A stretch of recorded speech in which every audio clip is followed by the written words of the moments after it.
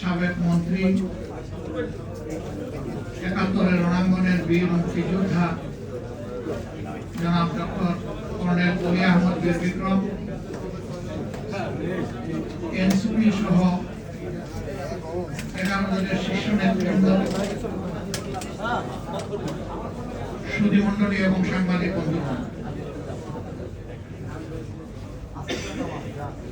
আজকে একে একে আপনাদের সামনে সম্মানিত সহকর্মীবৃন্দ অত্যন্ত গুরুত্বপূর্ণ বক্তব্য রেখেছেন। কেউ ইতিহাসের দর্শক হিসাবে, ইতিহাসের অংশ হিসাবে নিজেদের জীবনের অভিজ্ঞতা এবং পর্যবেক্ষণ থেকে এখানে বক্তব্য রেখেছেন, আর কেউ বক্তব্য রেখেছেন জীবন্ত বাংলাদেশের সঙ্গী হয়ে, বিশেষ করে 24-এ যে জনতার অভ্যুত্থান হয়েছিল, সেই অভ্যুত্থানের একজন রক্তমাখা কর্মী হিসাবে অনেকে এখানে বক্তব্য রেখেছে। আমি লম্বা কোনো বক্তব্য রাখতে চাই না, জাস্ট কিছু অঙ্গীকার পুনর্ব্যক্ত করতে চাই। নাম্বার 1, আমরা বিশ্বাস করতে চাই বর্তমান সরকারের দলে যারা আছেন তারা 17.5 বছর আমাদের মতোই মজলুম ছিলেন। আমি তাদেরকে একবার অনুরোধ করব, জাতির উপরে যে জুলুমের পাহাড় নেমে এসেছিল, এই ক্ষেত্রটা কেন কিভাবে প্রস্তুত হয়েছিল তারা যেন একবার চিন্তা করেন। তারা যেন চিন্তা করেন 17.5 বছর বাংলাদেশের মানুষ, বিশেষ করে সেই সরকারের বিরোধী যারা ছিলেন, বিরোধী রাজনৈতিক মতবাদে যারা বিশ্বাস করতেন, তারা সহ সমস্ত আলেম ওলামা, সাংবাদিক মহল, সুশীল সমাজ, ব্যবসায়ীরা, সাধারণ মানুষেরা, শ্রমিক জনতারা, তারা কেমন ছিলেন তারা যেন একটু চিন্তা করেন। তারা নিজেরাই বলেছেন তাদের সময় কেটেছে পাট খেতে, ধান খেতে। এখন হঠাৎ করে আল্লাহ তাআলা আমাদেরকে মুক্তি দিলেন একটা রক্ত ভেজা আন্দোলনের মাধ্যমে। তারপরে এই স্মৃতি তাড়াতাড়ি ভুলে গিয়ে যে হাসলটটা ফ্যাসিস্ট সরকারের ছিল, সেটা আপনারা আবার ধারণ করতে যাচ্ছেন কেন? আমরা তো নতুন কিছুই দেখতে পাচ্ছি না। তখনকার ফ্যাসিস্টরা যা করেছে হুবহু তার একটা ফটোকপি আপনাদের মধ্যে আমরা দেখতে পাচ্ছি। কোন জিনিসটা আপনারা বাদ দিয়েছেন? কোন জিনিসের পরিবর্তন করেছেন? ওরা যেমন বিরোধী মতকে দমন করার জন্য ষড়যন্ত্র, অপপ্রচার এবং বল প্রয়োগের আশ্রয় নিয়েছিল, আপনারা সবগুলো ইতিমধ্যে নিয়ে ফেলেছেন। সংসদে আপনারা দেখেছেন, আমরা পরিষ্কার বলেছি নির্বাচনটা একটা হয় নাই, দুটো হয়েছে। শপথ 2টা নেওয়ার কথা ছিল, আমরা নিলাম, আপনারা নিলেন না কেন? সেই আপনারাই তো আমাদের মতো বলেছিলেন গণমুঠে হা বলো, তো জনগণ তো হা বলেছে।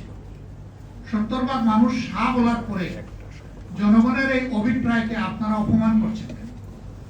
অগ্রাহ্য করছেন কেন? 71-এর যুদ্ধ কেন হয়েছিল? বেসিক 2টা কারণ ছিল। একটা ছিল বৈষম্য, আর একটা ছিল জনগণের ভোটকে সম্মান না দেখানো। এখন হুবহু দেখি তাই সব কিছু, কোনো বেষ্টন দেখতে পাচ্ছি। জনৈক শামসুল আলমের কথা এখানে বলা হয়েছে, নাসির উদ্দিন পাটোয়ারি বলেছেন যে তিনি বিএনপির র্যাঙ্ক এন্ড ফাইলের একজন অ্যাক্টিভিস্ট। তাকে কোথায় নিয়ে বসালেন? নির্বাচন কমিশনের অতিরিক্ত সচিব হিসেবে বসালেন। 1 বছরের জন্য আপনারা চুক্তিভিত্তিক তাকে নিয়োগ দিয়েছেন। আপনাদের মতলব আপনারাই ভালো জানেন। তবে এই 1 বছরের ভিতরে গুরুত্বপূর্ণ অনেকগুলো নির্বাচন হবে। যেই লোক তার দলের জন্য জানপ্রাণ দিয়ে কাজ করেছে, সেই লোককে একটা নিরপেক্ষ জায়গায় আপনারা পাঠিয়ে দিলেন। অথচ শেখ হাসিনার হাতে 14 সালের নির্বাচন, 18 সালের নির্বাচন, 24 সালের নির্বাচন, নির্বাচনের জেনোসাইড হয়েছে।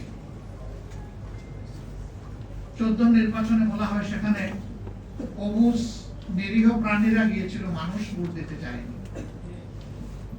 18 সালের নির্বাচন ধৈর্য ধরতে পারে নাই, নিজেদের কর্তৃত্বে নিয়ন্ত্রণে সবকিছু থাকার পরেও নির্বাচনের আগের রাতেই সবকিছু সাবাড় করে ফেলেছিল। এই জন্য অত্যন্ত ইনোসেন্ট একটা কান্ট্রি, কিন্তু বিশ্বে পাওয়ারফুল। তাদের বাংলাদেশি রাষ্ট্রদূত বলেছিলেন যে এটা মিডনাইট ইলেকশন, জনগণও তাই বলত। আর 24 সালে এসে আমিডামি করলেন। এই নির্বাচনগুলোকে জাতি ঘৃণা করে প্রত্যাখ্যান করেছিল, কিন্তু আবার সেই একই আয়োজন আমরা দেখতে পাচ্ছি। মনে রাখবেন, হিস্ট্রি রিপিটস ইটসেলফ। সূর্য কিন্তু মাত্র একদিন পূর্ব দিকে উঠে না আর একদিন পশ্চিম দিকে ডুবে না, প্রতিদিন উঠে, প্রতিদিন উঠে। সূর্য যখন উঠে তখন শক্তিমত্তা নিয়ে উঠে, দুপুর পর্যন্ত মারাত্মক বিরক্তপনা থাকে, তার ঝাল থাকে অনেক, কিন্তু দুপুরের পর থেকে তার পতন শুরু হয় এবং শেষ পর্যন্ত গিয়ে সে ডুবতে বাধ্য হয়। কারো সূর্য মাথার উপরে দুপুর বেলা স্থির হয়ে থাকবে না, থাকে নাই অতীতে, আগামীতেও থাকবে, এই কথা চিন্তা করার কোন কারণ নেই।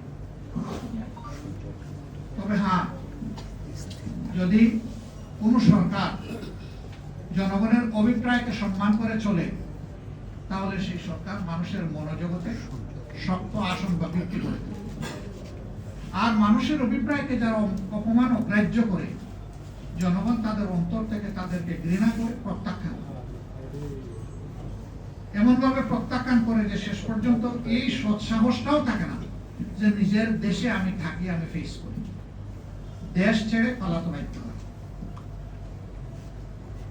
আমরা একটা মজলুম সংগঠন, আপনারা জানেন 24 সালের 1 আগস্ট আমাদেরকে নিষিদ্ধ ঘোষণা করা হয়েছে। আমরা এটাকে সাথে সাথে প্রত্যাখ্যান করেছিলাম। আমরা ধন্যবাদ জানাই, সেই দিন বিএনপিও এটাকে প্রত্যাখ্যান করেছিল, আমাদের সমস্ত গণতান্ত্রিক ধারার দলগুলো প্রত্যাখ্যান করেছিল, এলডিপি করেছিল। সম্ভবত সবার আগে প্রতিবাদ করেছিলেন ডক্টর কর্নেল অলি আহমদ। একে একে সবাই করেছে। আমরা সবার কাছে কৃতজ্ঞ, ঋণী, এটি গণতন্ত্রের চেতনা। কিন্তু আফসোস, আমাদেরকে নিষিদ্ধ করেছিলেন নিজের গদিকে একদম নির্ভেজাল করার জন্য, নিরাপদ করার জন্য। কিন্তু 1, 2, 3, 4 এই 3 দিনেই মজা লুটেছেন। 5ম দিনে দুপুরে রান্না করা ভাত ফেলেই চলে যেতে হয়েছে। This is reality. এখানে আমাদের কোনো হাত নাই, সমস্ত হাত আল্লাহ তাআলার কুদরতের হাত, ইনশাআল্লাহ শক্তিশালী আল্লাহর হাত।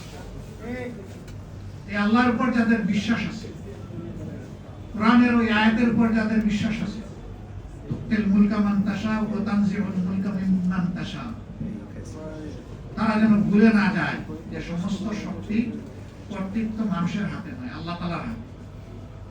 মজলুমের আহাজারি যখন বাতাসকে ভারী করে ফেলে, আল্লাহ তাআলার সাহায্য তখন জমিনে নেমে আসে। কি হলো? মজলুম ছিলেন, এখন জালিম হতে যাচ্ছেন কেন? একটা ইনোসেন্ট ছেলে আলিফ, আমি তাকে দেখতে গিয়েছিলাম। তার মা মানসিকভাবে বাসায় নেই, বাবা অ্যাক্সিডেন্ট করে ওকে যে পড়ে আছেন বিছনায়। একটা মাত্র ভাই, সেও খুব সাউন্ড মনে হলো না।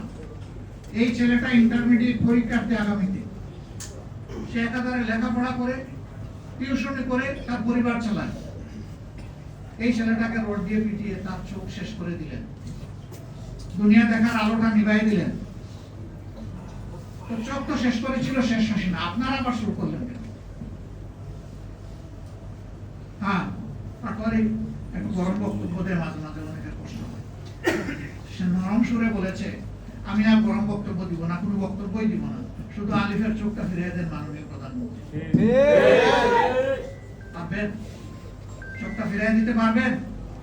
পারবেন না।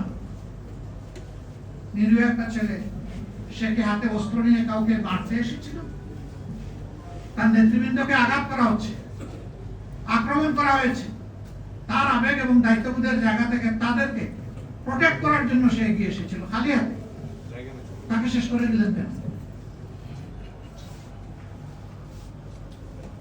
এই নির্বাচন হওয়ার পরে দুঃখজনক বর্তমান সরকারি দলের হাতে আমার 4 জন সহকর্মীকে জীবন দিতে হয়েছে। কেন এটা শুনতে হবে? কেন এটা দেখতে হবে? জায়গায় জায়গায় হামলা শুরু হয়েছে, মামলা শুরু হয়েছে। আশ্চর্য। আপনারা মারলেন, মব সৃষ্টি করলেন, লোকদেরকে বন্দী করে রাখলেন,